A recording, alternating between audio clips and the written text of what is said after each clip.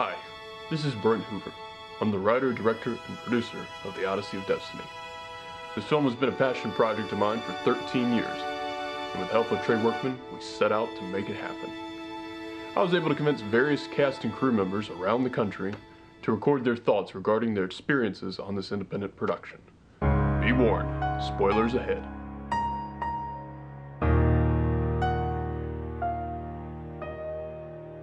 I got involved in the film through the audition process. You have your character breakdown, your sides, a brief description of what the film is about, and based off that information, I was definitely wanting to be involved in this production.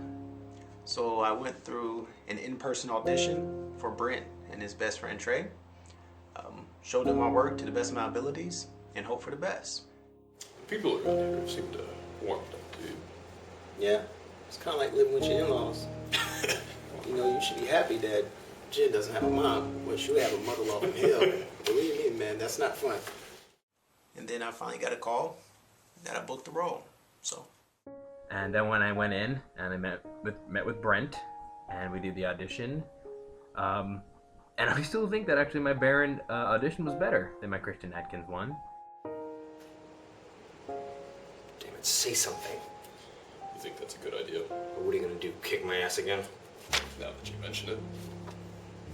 You're so full of it. You drop up the grid for a year, you don't call, you leave your girl knocked up, we thought you were dead. Shut up! But apparently they were both really good. Well, it wasn't mine.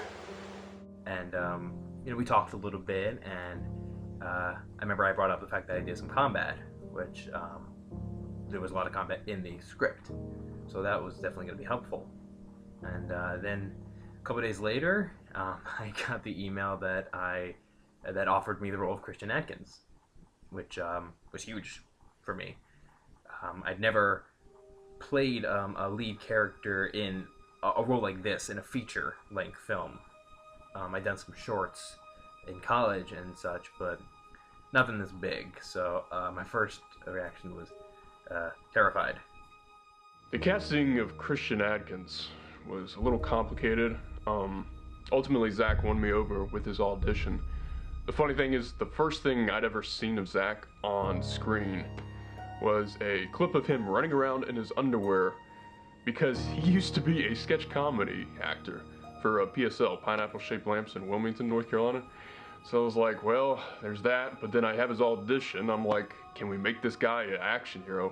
But sure enough, it worked. I mean, he truly became the character. And I think that really speaks to his dynamic acting range, because we took the world's biggest nerd and we turned him into this solemn philosopher/soldier that has the weight of the world on his shoulders. So I think I give major props to Zach for that. I remember one of the very weird things that happened in the audition. I went in, Brent asked me if I had any questions, and I said, "How are you going to make Steven's guts fall out?" Now, that wasn't really related to me at all. I'm not sure why I asked it, besides the fact that I was into special effects. But overall, the audition was really fun, and I got the part. Those truly were the first words out of Elena's mouth. She had never met me before, but that was her first question she had to ask me. As it said in Casablanca, this is the beginning of a beautiful friendship, and it was. I really wanted this part because it would open up opportunities for me and show people that I can be versatile.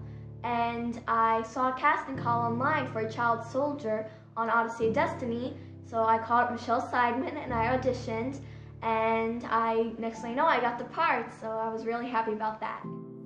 I got involved with the film through Zach Pappas, who plays Christian, the main character in the film. He was given the part, and I'd known about it for, a couple of weeks, a month maybe. And I thought, okay, that's cool, and I didn't really think anything else about it. And I was at work one night, and I got a call from Brent Hoover. And he's like, "Hey, is this Ben?" I feel bad, but that's my Brent impression. On the ground, now! And I was like, yeah, and, he went on to say who he was, and yada, yada, yada. And Zach had talked to him, and said that they need a sound person. And he's like, hey, Zach says you do sound. And I was like, yeah. And he's like, how'd you like to do sound for the film? And I was like, yeah. So I play Lieutenant Robert Smith. He's a veteran combatant, a militant, but he's also a family man. He lost his wife and kid during the war. So every character he interacts with, he eventually develops a family-like relationship with. He finds Admiral Horace as a father figure, Christian Atkins as a brother, and when they go to save little Ava, of course he sees her as a young daughter that he lost. And throughout the film, you see he make choices based on the well-being of those characters, you know, his family. I would just basically read the entire script and journal certain thoughts, write down things about the character I noticed, things he would say that I felt like defined him, and I would just keep writing and writing and writing about what I feel, how I, Zach Pappas, feel about things like fathers, true love, what it's like to have a child, which, I mean, I'm not, I don't have a child myself, but I was able to talk to my father a lot about what it was like to have me and what he would do to protect me. I thought it'd just be a really cool character to play. I've never played a character who's lost her parents before. Listen, we're gonna find your mommy and daddy. They're dead. But, so to actually create Ava and myself, what I did is I went through the script, because if you go through, my acting coach told me this, if you go through, you can find these little clues, bits and pieces about your character. So I figured out, okay, her parents are dead. She basically doesn't have anything to live for. She's suffering, and then this guy comes along and saves her. And I think that's kind of what in the film made her go on living. While Christian and Jin may be the leads of the story, Ava is truly the heart and soul of the Odyssey of Destiny. Her character is inspired by real-life Holocaust survivors. When I was in middle school, we really studied the Holocaust greatly in depth, and we read, various memoirs, one of them being Abe's story about Abe Korn, who was a Holocaust survivor. He didn't get to finish his book, but his son did. So from there, I guess I drew a lot of inspiration from reading about that. Zach called her the Newt of the story. Newt was the little girl in Aliens, but no, we see her at the beginning and the end of the film. She's recollecting on what happened during her childhood, much like how Holocaust survivors would recollect on what happened to them many years later and try to tell the future generations, don't let this happen again. I think the most memorable scene was when the part in the film where I was the most emotional, because it's where Christian's just been shot and he's like trying to say goodbye to Ava because he knows he's gonna die and he doesn't want her to see him die. So he asks Horace to take her away. And the scene is really emotional because she doesn't really have anything left to live. Like I was saying earlier, she finds this guy, rescues her, and she finds a purpose to live, but now that this guy's gone, she doesn't really know what she's going to do with her life. And so that's kind of when Christian suggests Robert to take care of Ava. And I thought that was probably the most emotional scene in the whole film. The two scenes in particular was the scene when Jen reveals to me that she's sick and she is dying. Christian, I'm sick. I'm dying. And then, of course, when she finally passes away at the climax of the film. Both of those moments are really, really heavy and difficult to work with. And it was part of why we did so much work, me and Caitlin. Because for a scene like that, when you realize that the person you love is dying, there has to be a lot of trust. And if you want to respond truthfully, have emotional truth to your performance, you have to really care. I had to truly care that Caitlin was dying, that Jen was dying.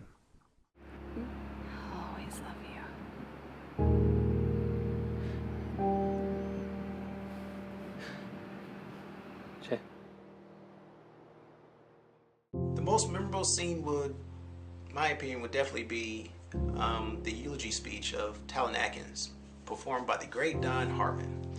Don's very charismatic, and he brought that side to his character in the scene. And his speech is very, very powerful. Everything that he's saying, you believe it fully, and you're engaged, and you're affected by it. I don't want to give too much descriptions of it, but it was very powerful, and makes you really think about the well-beings of the people you love. The funeral scene, in my opinion, is done to perfection in the movie. But it is actually based on something that happened in my past. On my 18th birthday, I attended the funeral of a child who died at 5 days old. She was the daughter of someone very close to me at the time. And to this day, that is still the most haunting experience I will probably ever endure in my life. And it was definitely a wake-up call, when you turn 18, you're an adult. And I guess I really wrote what I was what I felt that day, because it was just so haunting. And it was like, the character of Talon in that scene is trying to come to terms with what, he experienced with losing these children. Some are dead, some are lost forever, some they don't know. And I guess I took what I really felt on that day and tried to make sense of it on screen.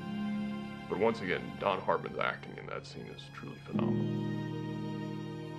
On a less dreary note, though, when involving that scene, there were these things called sandflies. And we're all standing there with roses in winter clothing, and there are these sandflies that are just constantly biting you and biting everybody else, and we're all standing there like, we are not going to move. These sandflies stink, but we are not going to move. It was kind of hard because if you're doing a scene that requires a lot of emotion, but there are these crazy flies biting you, it's a little difficult to get into character. The most challenging aspect of the film for me was the fact that Ava's parents are gone, and for me it's kind of hard to go into that character and slip out. Like, it's easy for me to go in, but coming out is kind of hard for me. And so when I have to cry in a scene, I'm gonna have to cry a little bit after the scene just to get it out of my system. That was kind of challenging for me. I think the most challenging aspect for me in the film was the heat and carrying around the heavy guns.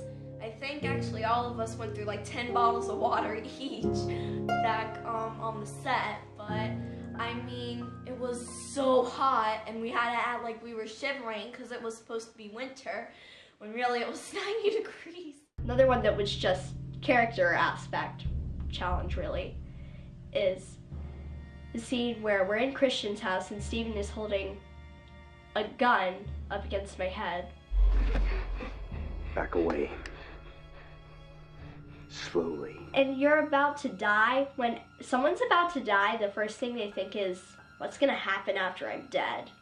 And it's kind of a challenging thing for you to play a character who's about to die.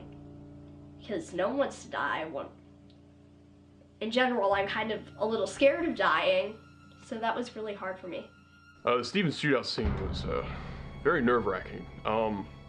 We had rented another beach house specifically for the scene for just one day.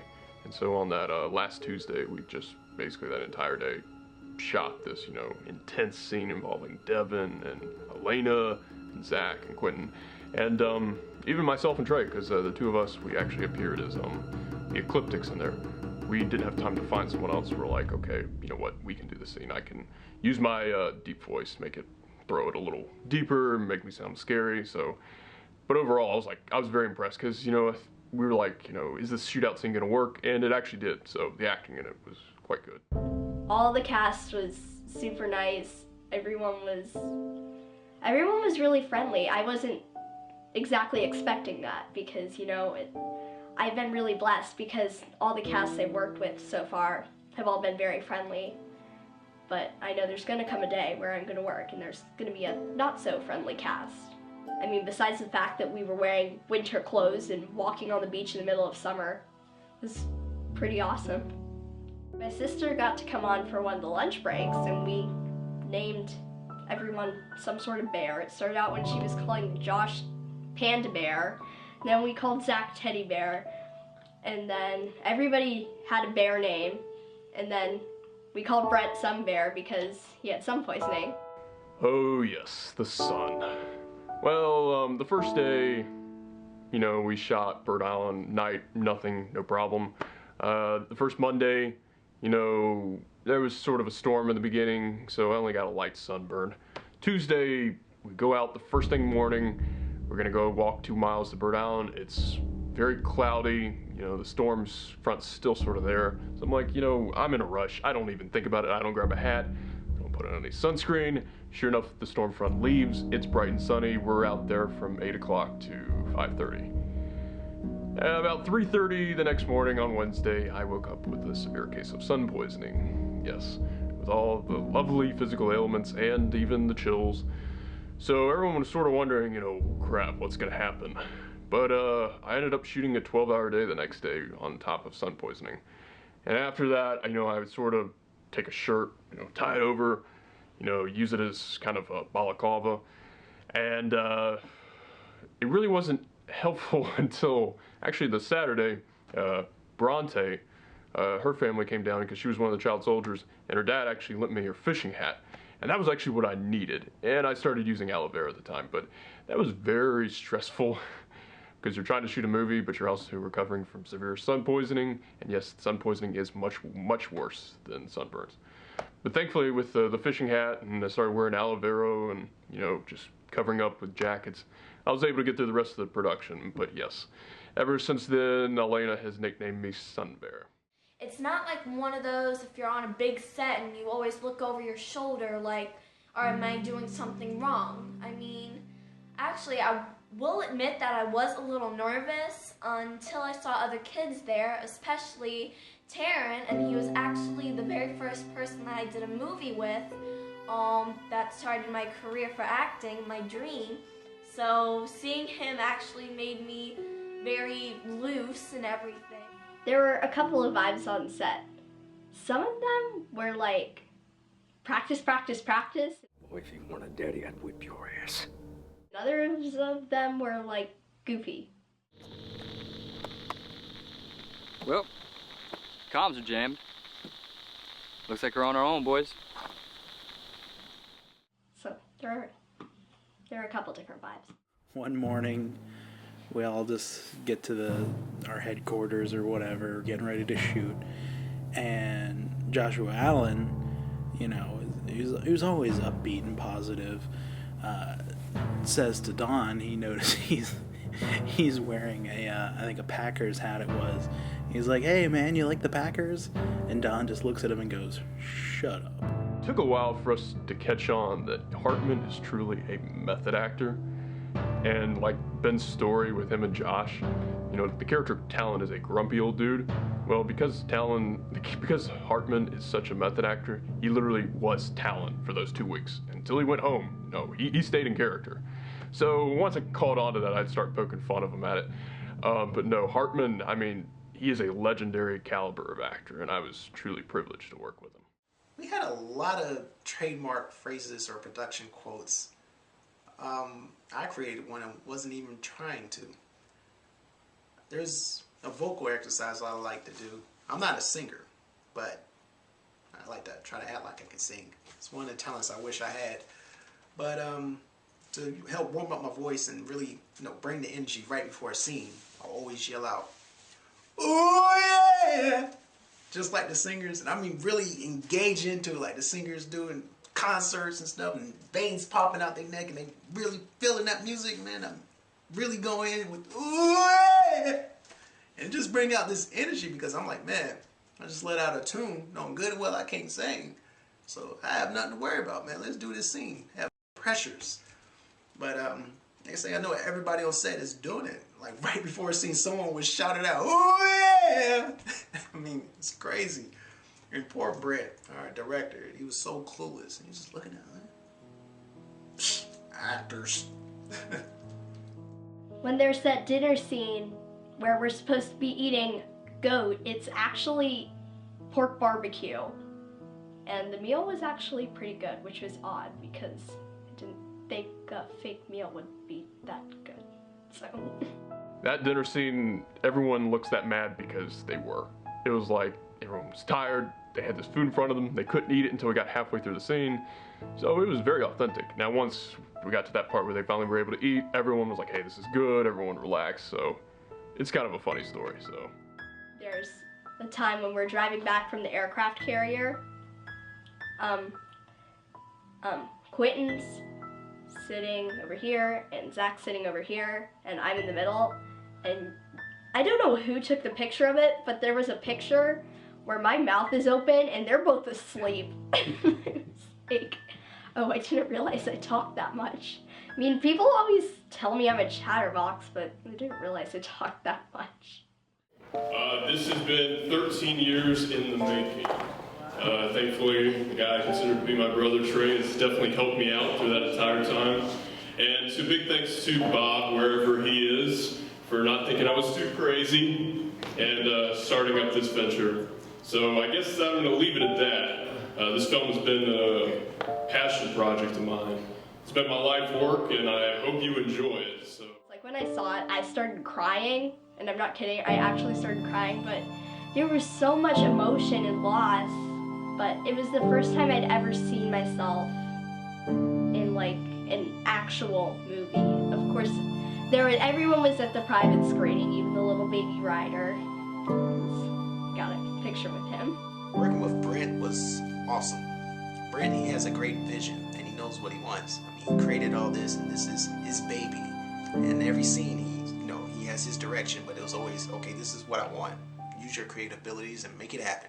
So he's very open, but he knew what he wanted. And with that vision, it was great working with him, and it was an easy process for us. Brent was a really nice director. If he made like a mistake, he wouldn't blow up at you at it, and he gave direction really well. He does make you laugh a lot when on set. He likes hot dogs without the actual hot dog. You just eat the bun and ketchup. I think that pretty much explains everything. I didn't really expect, I talk a lot and I'm a kid. I didn't really expect everyone to handle me that well because this was kind of the first time I've been on a set for a really long period of time. So it was really hard to leave because I made a lot of new friends. And they didn't really treat me like I was a kid. They treated me like I was an adult.